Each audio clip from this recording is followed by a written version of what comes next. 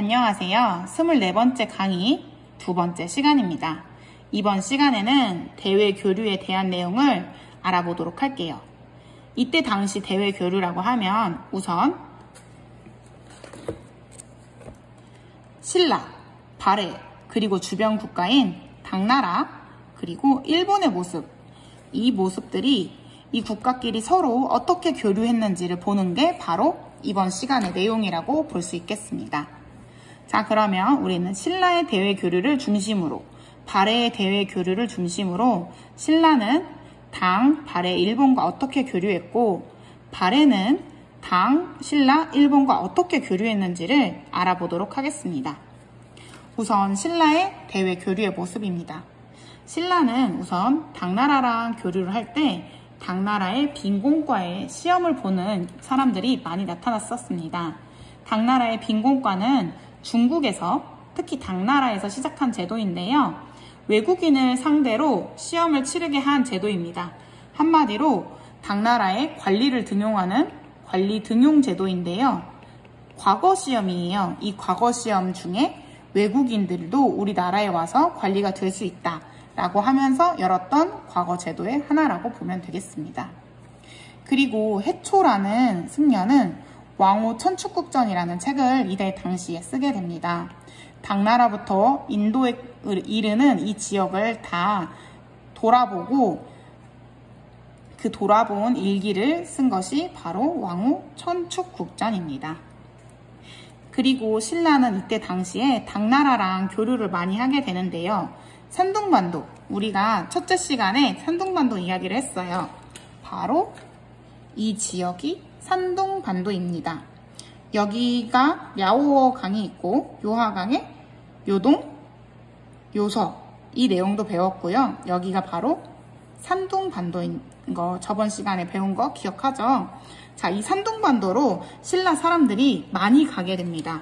그러자 신라방, 신라촌, 신라소, 신라원이라고 하는 신라인들이 머물렀던 것들이 많이 나타나게 되는데요. 신라인들의 거주지를 신라방, 신라촌이라고 불리웠고요.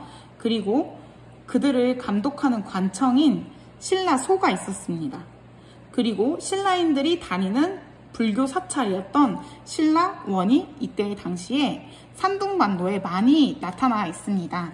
그래서 신라 사람들이 얼마나 많이 당나라에 갔으면 이런 것들이 생겨났을까 하는 생각을 추측해 볼 수 있겠죠.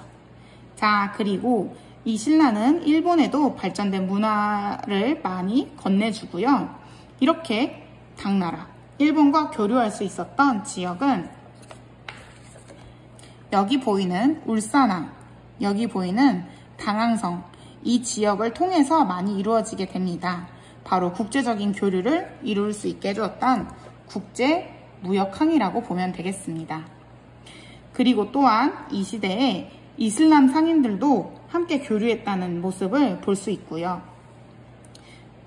자, 마지막으로는 장보고의 청해진에 대해서 살펴보도록 할게요. 9세기 이후에 당과 신라가 둘 다 정치적으로 혼란해지게 됩니다. 그러면서 중앙의 권위가 약해져요.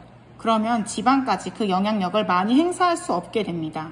사람들은 이 시대에 살기 힘들어지는 모습을 보여주고 그러면서 해적이 많이 나타나게 되었어요. 그런데 중앙에서는 이 해적을 통제할 힘이 많이 있지 않았고 이때 나타난 게 바로 장보고입니다.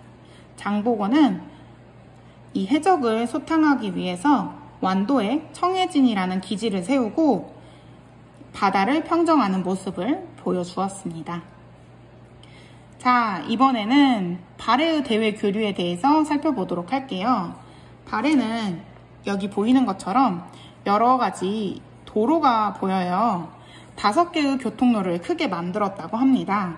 그러면서 신라, 당, 일본, 거란을 연결하는 5개의 교통로를 통해서 많은 대외 교류를 하였습니다. 특히 신라와 교류하는 지역의 이름을, 이 도로의 이름을 신라도라는 이름을 붙여주었는데요. 동경 용원부부터 신라의 국경까지 이어지는 여기 동경 용원부부터 이렇게 이어지는 이 것들이 바로 신라도입니다. 그리고 발해는 초기에는 적대적이었던 당과 나중에는 친선하는 모습도 보여주었고요. 발해의 사람들도 얼마나 많이 당나라에 갔으면 발해의 등주 지역에 발해관이 설치되기도 하였습니다.